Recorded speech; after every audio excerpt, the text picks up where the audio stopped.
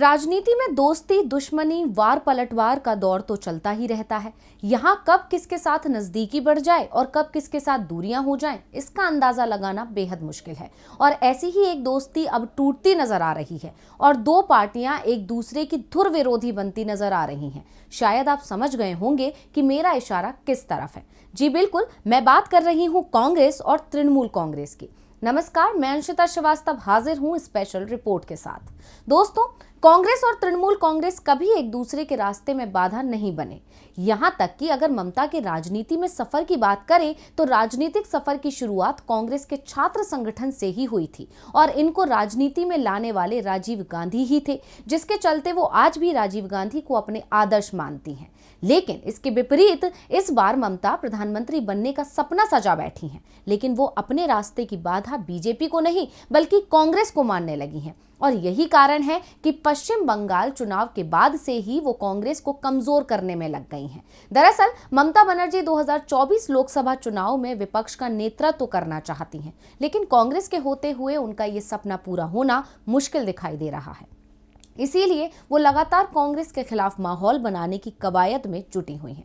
लेकिन अभी तक शांत बैठी कांग्रेस ने भी ममता को अपनी ताकत का एहसास दिलाने का मन बना लिया है।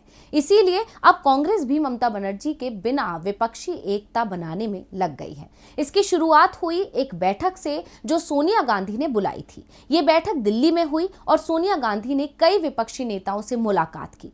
अब कांग्रेस के अंतरिम अध्यक्ष सोनिया गांधी की इस पहल को ममता के लिए जवाब माना जा रहा है। तो अब सवाल ये है कि आखिर क्यों माना जा रहा है इसे कांग्रेस का जवाब? आखिर क्या था इस बैठक को करने के पीछे का मकसद?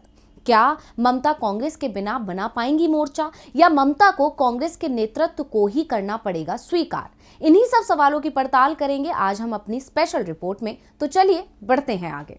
मोदी सरकार का देश में दूसरा कार्यकाल चल रहा है और 2024 में लोकसभा चुनाव होने वाले हैं। ऐसे में अभी से देश में भाजपा का एक मजबूत विकल्प देने के लिए विपक्षी एकता की कोशिशें चल रही हैं, लेकिन अब तक इन कोशिशों को कामयाबी नहीं मिली है। इसका मुख्य कारण है ममता बनर्जी, क्योंकि वो कांग्रेस का नेतृत्व स्वीकार नहीं करना चाहती है। यहाँ तक कि उनका कहना है कि कहाँ है यूपीए? यूपीए तो है ही नहीं। लेकिन विपक्षी दल भी जानते हैं कि लोकसभा चुनाव में भाजपा को अगर कोई रोक सकता है तो वो सिर्फ कांग्रेस ही है। साल 2004 में सोनिया गांधी के नेतृत्व में गठित यूपीए ने एनडीए को सत्ता से हटाकर देश की कमान संभाली थी। अब 2024 के लिए फिर से कांग्रेस ऐसी ही कोशिश कर रही है। कांग्रेस के अंतरिम अध्यक्ष सोनिया गांधी ने एनसीपी प्रमुख शरद पवार समेत कई विपक्षी दलों के वरिष्ठ नेताओं से मुलाकात की, लेकिन इसमें टीएमसी के नेताओं को न्योता नहीं दिया गया, क्योंकि ममता बीजेपी के विरोध के साथ साथ कांग्रेस का विरोध भी कर रही है और लगातार कांग्रेस को तोड़ने की कोशिश कर रही हैं।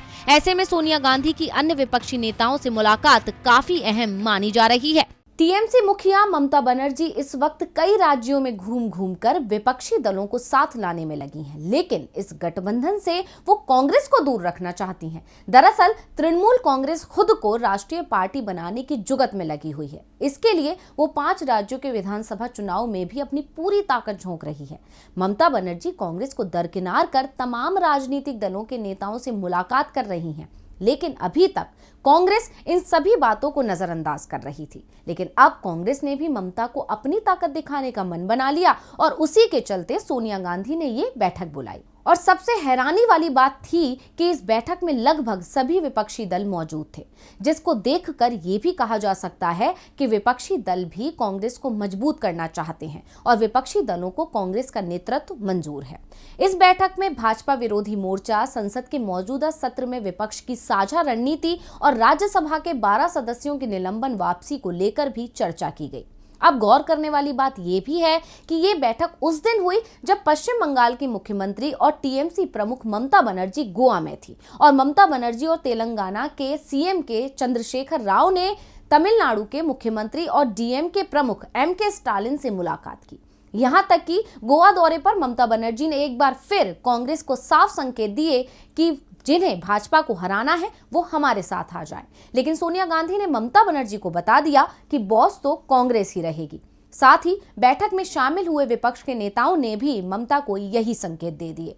सोनिया गांधी के आवास 10 जनपथ पर हुई इस बैठक में पवार के साथ ही नेशनल कॉन्फ्रेंस के अध्यक्ष फारूक अब्दुल्ला, शिवसेना नेता संजय राउत और द्रमुक नेता TR बालू भी शामिल हुए। कांग्रेस का दावा है कि आने वाले दिनों में ऐसी और बैठकें होंगी ताकि सभी विपक्षी दलों को एकजुट किया जा सके। अब ये बैठक ममता बनर्जी के उस बयान पर करारा पलटवार था जो उन्होंने एनसीपी चीफ शरद पवार की मौजूदगी में अपने मुंबई दौरे पर दिया था। दरअसल ममता ने कह दिया था कि अब कोई यूपीए नहीं है, यानी जो है ममता बनर्जी हैं। हालांकि विपक्षी दलों ने ममता बनर्जी के इस बयान को कुछ खास पसंद नहीं किया था। पश्चिम बंगाल चुनाव में ममता ने बीजेपी को हराया था, जिसके बाद उन्हें लगता है कि वो लोकसभा चुनाव में भी बीजेपी को शिकस्त दे सकती हैं। अब यही कारण है कि ममता विपक्षी दलों की एकजुटता के लिए निकल पड़ी। हालांकि जब मानसून सत्र से पहले ममता दिल्ली आई थी, उस दौरान उन्होंने सोनिया गांधी से मुलाकात की थी। उस मुलाकात के बाद ऐसा माना जा रहा था कि सभी विपक्षी दल एकजुट होकर मैदान में बीजेपी के खिलाफ उतरेंगे। लेकिन उस मुलाकात के बाद ममता ने कांग्रेस को समर्थन देने के बजाय उसे कमजोर करना ही शुरू कर दिया। तृणमूल कांग्रेस ने कांग्रेस में सेंधमारी शुरू कर दी। कई कांग्रेस नेता टीएमसी में शामिल हुए, जिसने सभी को हैरान कर दिया कि आखिर ममता की मंशा क्या है। और सभी को जल्द ही इस सवाल का जवाब भी मिल गया, और जवाब मिला शीतकालीन सत्र से पहले हुए ममता के दिल्ली दौरे के समय, जब ममता ने सोनिया से ना तो मुलाकात की, साथ ही ये भी कह दिया कि हर बार उनसे मिलना जरूरी है क्या। अब इससे साफ जाहिर हो गया कि ममता और सोनिया अलग अलग राहों पर हैं और आमने सामने हैं। इस बात पर मुहर तब लगी जब ममता ने मुंबई दौरे का जिक्र किया और वो शिवसेना और एनसीपी नेताओं से मिलने मुंबई पहुंची। मुंबई दौरे पर ममता बनर्जी ने एनसीपी चीफ शरद पवार के अलावा शिवसेना सांसद संजय राउत और महाराष्ट्र सरकार में मंत्री आदित्य ठाकरे से मुलाकात की। ममता ने कांग्रेस से पूरी तरह दूरी बना ली, जिसके बाद से ही ममता कांग्रेस के निशाने पर आ गई थी, लेकिन उसका जवाब अब दिया गया है। हालांकि शिवसेना और एनसीपी ने ममता को करारा झटका दिया और उन्हें साफ कर दिया कि वो कांग्रेस को नहीं छोड़ सकते और कांग्रेस के बिना विपक्षी एकता नहीं हो सकती। शिवसेना ने तो अपने मुखपत्र सामना के जरिए साफ कर दिया कि वो तीसरा मोर्चा बनाने की कोशिश में जुटी ममता बनर्जी से सहमत नहीं है। साथ ही ये भी लिखा कि नरेंद्र मोदी की बीजेपी को आज एनडीए की जरूरत नहीं है, लेकिन अभी भी विपक्ष के लिए यूपीए जरूरी है। पश्चिम बंगाल में ममता ने कांग्रेस, लेफ्ट और भाजपा का सफाया किया, ये सही है, लेकिन कांग्रेस को राष्ट्रीय राजनीति से दूर रखकर राजनीति करना मुश्किल है। इसके बाद एनसीपी ने भी अपने हाथ पीछे खींच लिए, जिससे ये साफ हो गया कि अगर ममता अलग राह बना रही हैं तो उन्हें एकला चलो की नीति पर ही चलना होगा, क्योंकि सभी विपक्षी दल कांग्रेस की मजबूती ही चाहते हैं, क्योंकि वो जानते हैं कि देश की लगभग 250 सीटों पर कांग्रेस का सीधा मुकाबला बीजेपी से होता है। यानी इन सीटों पर बीजेपी को रोकने के लिए कांग्रेस की जरूरत है। कांग्रेस और टीएमसी का कोई मुकाबला है ही नहीं, क्योंकि टीएमसी सिर्फ बंगाल तक ही सीमित है। इसलिए विपक्षी दल ममता को भी यही समझाने की भरपूर कोशिश कर रहे हैं कि बिना कांग्रेस विपक्ष मजबूत नहीं हो सकता। और अगर कांग्रेस की मजबूती की बात की जाए तो नवंबर में आए उपचुनावों के नतीजों में कांग्रेस ने बीजेपी को करारा झटका दिया था। साथ ही कर्नाटक के एमएलसी चुनावों में भी कांग्रेस ने जबरदस्त कमबैक किया है, यानी कांग्रेस दोबारा मजबूत हो रही है और विपक्षी दल इस बात को भांप चुके हैं। इसीलिए शरद पवार भी उस बैठक में मौजूद थे, जबकि ममता ने शरद की मौजूदगी में ही यूपीए खत्म हो चुका है वाला बयान दिया था। ऐसे में ममता को इतने झटके लगने के बाद समझ जाना चाहिए कि जिस डगर पर वो चल पड़ी है वो इतनी आसान नहीं है। उन्हें कांग्रेस से पंगा नहीं लेना चाहिए। अब देखना होगा कि ममता को ये बात कब तक समझ आती है। तो इसी के साथ मुझे दीजिए इजाजत, फिर हाजिर होंगे एक और स्पेशल रिपोर्ट के साथ। नमस्कार।